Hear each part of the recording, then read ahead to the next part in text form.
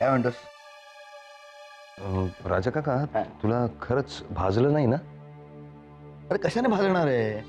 जरा ज्योत लागली त्या निरंजनाची, लगेच विझवलं. राजा काका, पण कसं आहे ना की हे असं पेटलेलं निरंजन पडून विझणं म्हणजे अपशकून.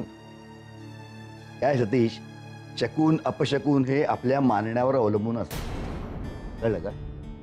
हो, पण नेमकी ती पाहुणी येणार आहे आणि त्याच वेळेला हे असं निरंजन पडणं काही म्हणजे. नाही, तो निव्वळ अपघात होता. तुला माहिती आहे ना, सज्जन म्हणजे किती धांदरट माणूस आहे.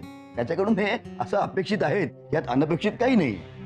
हो रे, पण भागीरथी आत्या असं म्हणत होती की ती पाहुणी येणार आहे तेव्हाच ते निरंजन विझलं, म्हणजे तिचं येणंच अपशकुनी आहे. असं कोण म्हणत होतं? भागीरथी आत्या. भागीरथी ना. मग काय ते फारसं मनावर यायचं नाही, कळलं का?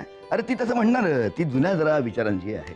म्हणजे मी बघ ना, तिला किती वेळा सांगितलंय आलवण आता बंद कर, सर्वसामान्य स्त्रीसारखे कपडे घाल, पण ऐकतच नाही. तिचे विचार बाबा बदलणार नाही, कळलं का तुला? राजा काका, तुला खरंच नाही भाजलं ना? तपासायचं का तुला? अरे बघ ना, कुठेही नाही भाजलेलं. वेडच आहे. त्या सज्जनला पण आत्ताच निरंजन घेऊन फिरायचं होतं. असो, तू तुझी आवरावरी कर, मी येतो. काळजी करू नको, जा.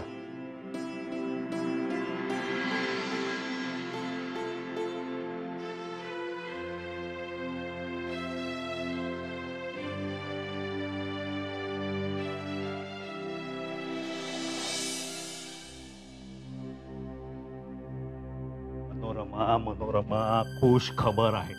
काय? ही इंग्रजी बोलणारी पोरगी आहे हा? ना, ती ख्रिस्ताव आहे. तुम्ही नक्की बघितलं? म्हणजे मला सांगते, ख्रिस्ताव लोक ते गळ्यात काय घालतात, तो क्रॉस घालतात बघ, क्रॉस.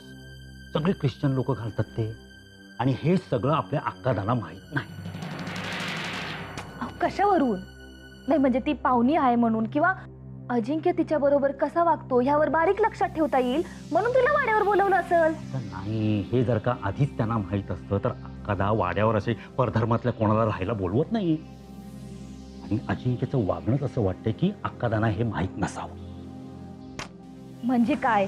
म्हणजे असं आहे, ती तिच्या गळ्यातलं ते इथे क्रॉस आहे ना, तो क्रॉस म्हणतात बघ त्याला, हा. ते अजिंक्यनी काढलंच नसतं.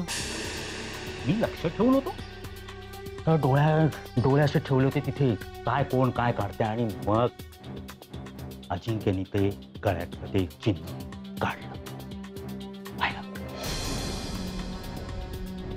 म्हणजे आपल्याला ही बातमी अक्कादांपर्यंत पोहोचवायला पाहिजे. म्हणजे काय, मी उद्या सकाळी जातो आणि अक्कादांना सांगतो. नाही नको का?